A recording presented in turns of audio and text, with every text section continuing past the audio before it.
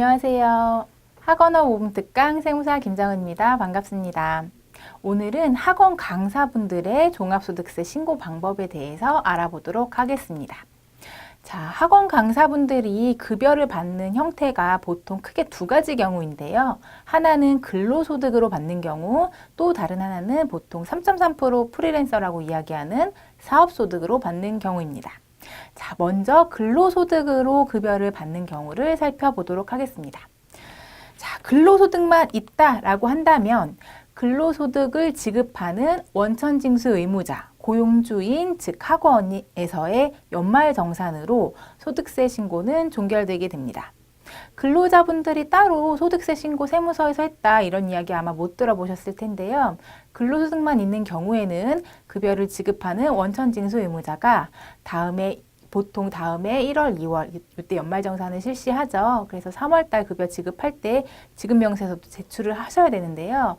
이렇게 연말정산으로 완결이 되는 경우에는 연말정산 간소화 서비스 등을 출력해서 원천징수 의무자인 학원, 그 원장님께 제출을 하면 연말정산이 종결이 되게 됩니다. 따라서 근로소득만 있다 하신 경우에는 별도로 세금 신고를 안 하셔도 됩니다.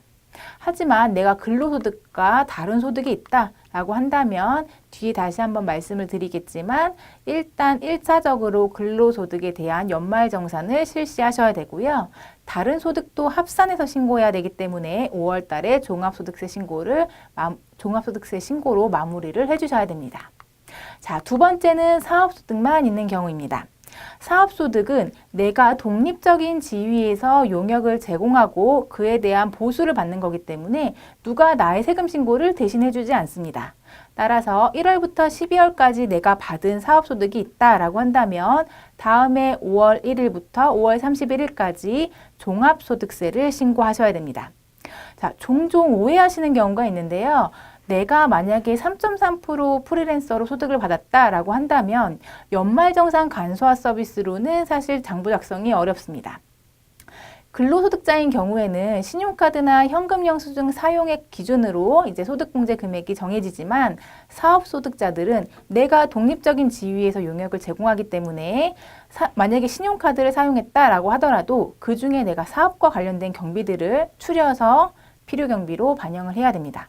따라서 연말정산 간소화 서비스로 해드리는 건 아니고요. 신용카드 영수증이라든지 내가 차량이 있다면 차량 관련된 비용들은 별도로 모아두셔야 다음해 5월 달에 소득세 신고를 제대로 하실 수 있습니다. 자, 사업소득, 즉 학원 강사님들의 경우에는 보통 필요경비가 내가 2군데 이상의 학원에 출강을 하고 있다라고 한다면 차량을 이용하시는 경우가 많은데요. 차량 관련된 비용이라든지 아이들에게 간식을 사주었다 그러면 접대비가 되겠죠. 간식 관련된 비용들, 내가 광고 홍보물 제작했다 이런 비용들도 모두 필요경비가 되기 때문에 관련 증빙들 모아두시는 것이 좋습니다. 자, 오늘은 학원 강사분들의 종합소득세 신고 방법에 대해서 알아봤습니다. 근로소득으로 받는 경우도 있고 사업소득으로 받는 경우도 있는데요. 각각 소득의 형태에 따라서 소득세 신고 마무리 잘 하시기 바랍니다. 학원업 5분 특강 세무사 김정은이었습니다. 감사합니다.